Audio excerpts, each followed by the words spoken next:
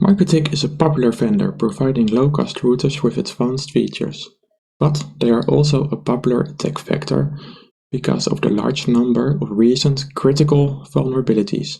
In our research, we try to characterize the attacks that are currently targeting MikroTik routers, and furthermore, we also wanted to discover how many devices are being deployed right now. MikroTik is providing similar devices as brands like Ubiquiti, affordable devices with advanced features. These devices are popular by enthusiasts, like me, with prices starting at $30. They also have more expensive routers, which are a popular choice for the core network of internet service providers with the BGP protocol and other advanced protocols directly embedded into Router OS, their custom-built operating system available on all of their routers. While these devices are popular, they also have a problem. Router OS is a very popular attack vector. In 2018, for example, it was discovered that 200,000 MikroTik routers were serving cryptocurrency mining software, with the number of affected devices still growing. Earlier that year, the FBI issued a recommendation to reboot your MikroTik router, since many of them were being exploited with the VPN filter malware. We wanted to get a better overview of the attacks that are currently targeting MikroTik Router OS, and we wanted to discover the intents of the attacker.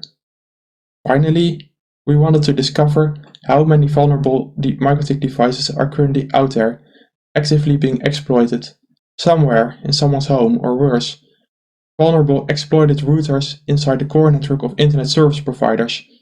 Knowing how many devices are being affected is critical to improve the overall security of the internet. To achieve this, there were a few steps we had to take. A realistic honeypot mimicking Router OS seems an appropriate choice to collect the attack data. In order to make it realistic, we first had to know the current landscape of MikroTik devices. This includes knowing where the devices are located, how many of them are being deployed, and what kind of services they are running. Using this information, we can then create a realistic honeypot, and this honeypot will then be deployed in countries all around the globe to collect the attack data. Using the collected data, we can then discover the current attack vectors targeting MikroTik Router OS and use that to create a way of automatically classifying the attacks that are currently targeting MikroTik Router OS. As I just mentioned, the first step of the process is where we need to get an overview of the current landscape of MikroTik devices. The goal here is to discover how many devices there are, what services they are running, and where these devices are located. The service Showdown, which scans the entire IPv4 space to discover exposed devices and services, seem to be a perfect fit for this purpose. By using their API, we try to discover MikroTik devices, but we quickly discovered that the API was too limited for our needs. Contacting the owners of Showdown was the best option, which is what we did. They understood our problem and they promptly provided us with a full scan of the entire IPv4 space. The dataset that Showdown provided to us was 2 weeks of data, and it has a total size of 4 terabytes. Yes, you heard it right, 4 terabytes. We have to imagine doing a grep in a dataset of 4 terabytes. Filtering this data took a long time, but after a while we were finally able to retrieve a number. How many devices do you think there are? 1 million? 2 million? Even more? Well, we concluded that there are 5 million MikroTik devices publicly exposed to the internet. In comparison, that is as many routers as there are people living in the country of Denmark. Of these 5 million devices, there were some services that were more commonly encountered than others. We want our honeypots to appear as realistic as possible, which is why it is important to have most of these top services enabled in the final design of our honeypot. Some things in this list are standing out. First, the MikroTik bandwidth test server on port 2000 is enabled on the majority of the discovered devices. Almost 4 million of them. This is interesting since MikroTik is actively recommending to disable this service in production environments. Secondly, the peer-to-peer tunneling protocol is enabled on more than 1 million devices. This is a cause of concern because this protocol is considered to be vulnerable and has since then been superseded with newer, more advanced and more secure protocols such as OpenVPN. And finally, Telnet, a default service of router OS, is a popular attack vector for brute force attacks from botnets such as Mirai. Still, this service is enabled on a significant number of devices that we encountered. We now know how many MikroTik devices there are, 5 million, and how many services they are running. We now want to know the top countries that are using MikroTik devices, so we can place our honeypots there. What do you guys think is the country with the most MikroTik devices? Well, it is actually Brazil. The top internet exchange point in Brazil, which is also the biggest in Latin America, uses more than half of the routers in the core network there from MikroTik. Some of the other countries that we encountered with many MikroTik routers are China, India, Russia, and the United States of America, and we will try to place honeypots in as many of these countries as possible. The information that we just gathered about the MikroTik landscape can be used as a guideline in the design of the honeypot that we are going to create and deploy in multiple countries around the world. So, let's start building a honeypot together, shall we? The honeypot that we are going to create is based on para-virtualization, where a vulnerable version of router OS is virtualized and does not have access to the rest of the system. Then, all traffic entering or leaving the virtualized router can be collected via TCP dump outside the system.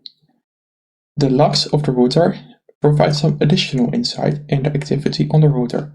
It can show us directly which settings are being changed and if someone managed to successfully sign in into the device. Do you still remember the top services from the MikroTik devices landscape? In order to create a realistic honeypot, it is vital that all the top services are enabled, which is what we did. All services with critical vulnerabilities, which include the remote management service Winbox, the regular web interface, and Samba have been enabled as well, and their proprietary API in order to make the attack surface as large as possible. Furthermore, the security of a honeypot needs to be taken into account. Running a high interactive honeypot is not without its risks. The last thing that we want to happen is that our devices were abused to launch attacks targeting other devices. We have taken some measures in order to prevent this. First, we have used rate limiting on the in- and outgoing connections, which allows for a significant reduce in the damage that can be done when these devices get exploited. And secondly, every honeypot has been restored every day to the original state so that attacks will not persist longer than 1 day. We are now done with creating the image of our honeypot. There is one thing that remains. We still need to deploy our honeypot on several locations all around the globe. We use the Google Cloud Platform to do this, since it allows for easy scalability with one-click deployment in several locations all around the world. The locations that we place our honeypots in were chosen from the top 10 countries with MikroTik devices, and we also wanted to have honeypots in as many continents as possible to provide a realistic landscape of honeypots. The honeypot that we created is easy to deploy and can also be adapted to be used for routers from other vendors. The best part is that we compiled all our knowledge and all data and analysis from our research, including the signatures for vulnerabilities, tools for attack classification, and much more, and we have published all of this on our project website, mikrotikexposed.org, and all of this is freely and publicly available for everyone to use. So if you are interested in this, be sure to check this out. With the honeypots deployed, we can now focus on analyzing all the data that we collected. The honeypots have been deployed for a total of 45 days, during which we have collected over 1 million of network packets. We have created an automated way of classifying these attacks to discover the intents of the attackers and to discover how many devices there are still vulnerable to these attacks from the total landscape of MikroTik devices. The main method to classify attacks that we use is to parse the traffic with signatures for common and MikroTik related vulnerabilities. There are many vulnerabilities related to MikroTik for which there does not exist a signature yet. To remedy this, we created signatures for the 16 most critical MikroTik related vulnerabilities. All of these are freely available on our project website. These signatures can then be used to classify the attacks in two groups: MikroTik CVE related attacks and non-MikroTik vulnerability related attacks. The network logs then are used as a way of confirming the most critical high-value attacks, and parsing the logs provides a further insight in the intents of the attackers, which helps us to characterize the attacks. Each of the honeypots were deployed with long, difficult-to-guess passwords that consists of letters, numbers, and special characters. This makes the likelihood for entering the system with a brute force attempt nearly impossible, and instead attackers need to exploit vulnerabilities to enter the system. There is one vulnerability in MikroTik Router OS that allows for remote unauthenticated directory traversal for the entire system via the Winbox service and the web interface. But there is another problem. The database with usernames and passwords is poorly encrypted. This means that everyone can simply retrieve your username and password via a single request. This vulnerability appeared to be a popular attack vector. We received thousands of requests targeting this vulnerability, and each honeypot received an average of 45 logins spread over its different kind of services. As I've mentioned before, these cannot be attributed to brute force attacks due to the strong passwords policy that we had implemented before. And furthermore, each of these sign-in attempts were immediately successful and did not require multiple guesses. Entering the system is only the first step attackers take. The second step is even more crucial. With full access to the system, a lot of damage can be done. The logs may provide some better insight in this, so let's take a look at them. Our first discovery was that the logs appeared to be highly unstructured. Many similar activities produce entirely different log entries, but still, some patterns emerged. First, we discovered that the most common activity was related to script scheduling via the cron tab to further control the device. But the second finding was the most important one, where we discovered that many attackers were interested in the PPTP and SSTP protocols, where they tried to create tunnels to their own network in order to hijack the traffic or to inject code into the websites that are visited, such as cryptocurrency mining software. And some attackers really wanted to go through unnoticed. One of them tried to hide his traces by deleting all log entries after he had visited the router. As we've just discovered, the PPTP and SSTP protocols are an attractive target for attackers. In our research, we discovered that a total of 1200 tunnels have been created on our 6 honeypots, 90% of which are PPTP and the other 10% are SSTP. The top 5 countries, Russia, Romania, Panama, the Netherlands and China, represent 80% of all the endpoints of the tunnels that have been created, with Russia being the most popular country, representing more than a fifth of all the endpoints. Interestingly, Mexico is the only country in the top 5 of endpoints that managed to compromise a single honeypot, the honeypot that we deployed in India. If we delve deeper into the IP addresses that were used as endpoints for the tunnels, then we can see that a small number of IP addresses are responsible for the majority of the tunnels that are being created. The top 5 IP addresses are responsible for nearly 60% of the tunnels. For privacy reasons, we have anonymized the middle 2 octets of the IP addresses of the tunnels, and each honeypot was reset every day. This means that attackers had the opportunity to compromise each router again and again every day. The top IP, for example, was therefore able to compromise the Australian honeypot 35 out of the 45 days. Many of the devices are still vulnerable to these attacks. Most of the issues can simply be resolved by a simple software update to the latest version of RouterOS. MikroTik has released many patches for those critical vulnerabilities, but manual action is still required to update the system.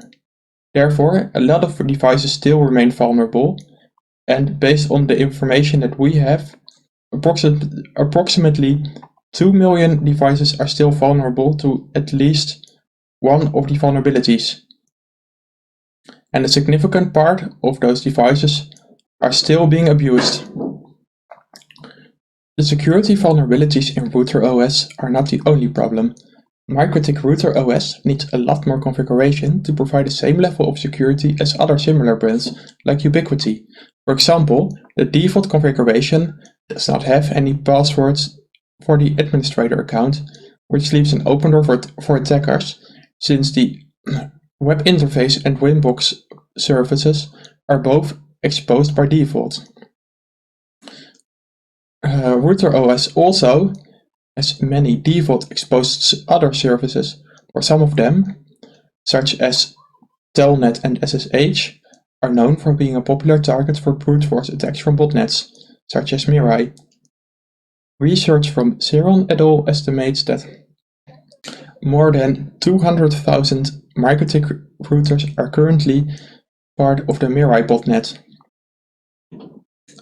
And finally, the default firewall settings provide weak security and need some further adjustments. I recommend you to check out the MikroTik wiki, as they provide some great resources on recommended changes in the settings to improve the overall security level of your MikroTik router. I will stress you to check this out if you own a MikroTik router. In conclusion, we have discovered the current landscape of MikroTik devices, and we have used that to create a realistic honeypot mimicking MikroTik RouterOS. Our honeypot has been able to discover that MikroTik is a popular attack vector, with many attacks happening still today.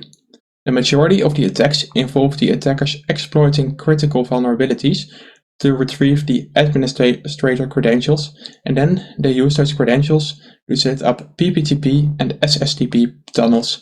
This allows the attackers to hijack traffic and to inject code such as cryptocurrency mining software into the websites that are being visited by the devices that connect to those routers. Most of the issues can be resolved with a simple update, although this still requires some manual action. Yet, we estimate that over 2 million devices remain vulnerable. We hope that our research helps to foster the security of MikroTik devices and the security of the internet as a whole. And finally, I want to mention our project website mikrotikexposed.org again, where you can find all data from our research, including the image of the honeypot, the signatures of the vulnerabilities, and all data analysis, and everything is freely available for everyone to use. Thank you very much.